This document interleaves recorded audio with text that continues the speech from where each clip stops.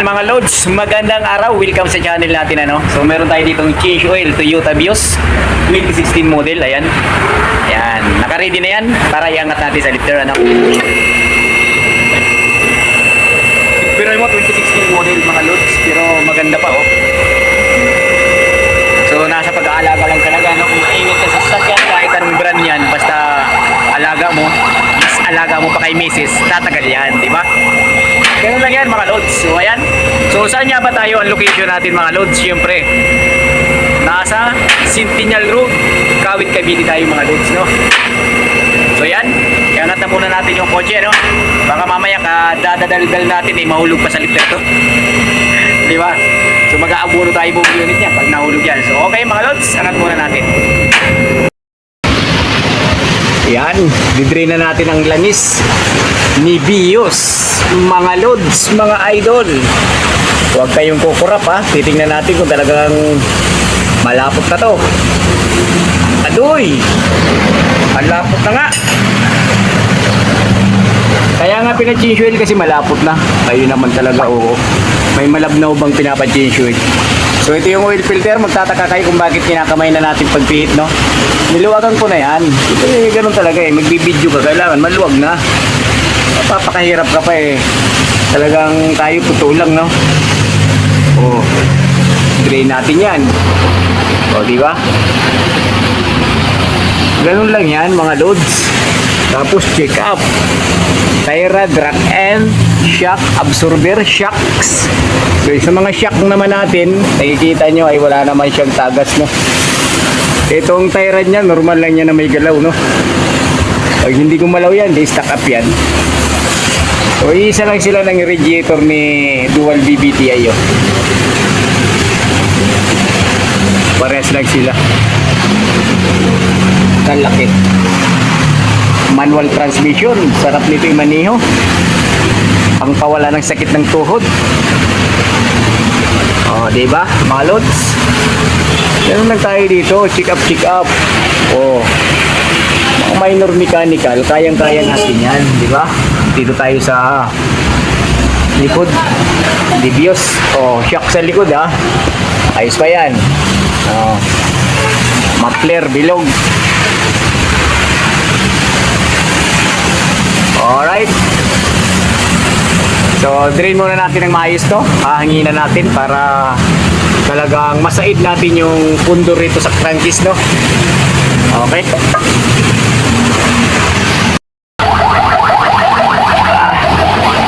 Tanggalin na natin yung filter. Toyota brand. So titingnan natin yung gagamitin na langis ni sir, Itong gagamitin ni sir, ito yung gagamitin ni sir na langis, Ayan, high mileage protection. So HX5 gasoline engine for 5,000 kilometers, 15W40. Yan yung langis.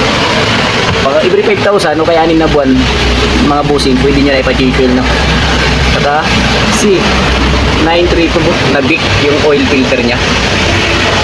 Ayan. Si Big, si Boss Bet.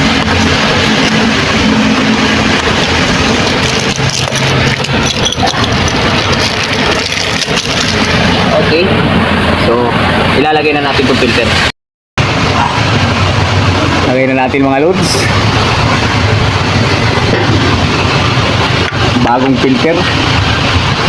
Siyempre, pag ilalapat natin, kamay lang muna, Tapos yung drain plug, pag nilapat natin, kamay lang din muna para maiwasan natin yung mga lost thread, diba? Ayan ang importante sa lahat, lost thread. Okay? So bago natin higpitan ngayon ng 14 na socket wrench at saka yung panghigpit dito sa oil filter, saka na natin yan higpitan lahat. Sali na natin yung langis mga kaibigan. 3.5 lang to, pwede na yan.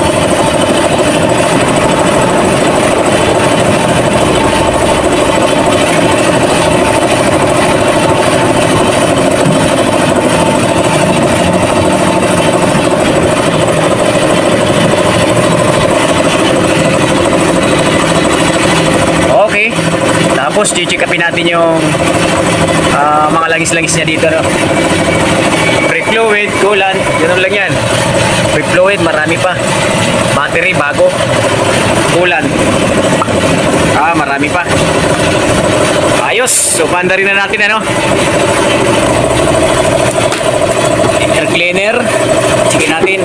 Bago pa. Ayos. So, hangin-hangina na lang to, ano? Para medyo malinis naman.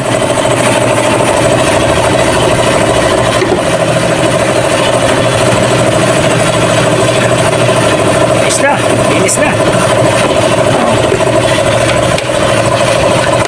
Ayos. So, ganun lang mga loads. Paanda rin na natin.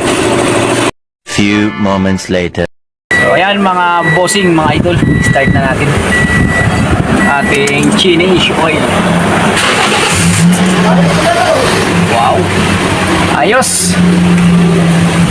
So, yun. Kahit pa paano may matutunan tayo dito sa pag-change oil, no? Kahit na-change oil lang itong ating mga content, mga loads, no? Kung sa may ayaw naman sa mga content natin, paulit-ulit, change oil, ganito-ganito pa rin. So, wala tayong magagawa. Importante, napapakita natin kung ano yung ating trabaho at ano yung ginagawa natin. So, yun lang. Sa may mga gusto lang, paki-like lang.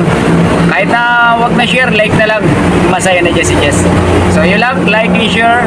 Like na lang mga boss. Yun lang ang hinihingi natin. Yan, God bless sa inyo lahat. Ingat tayo lahat.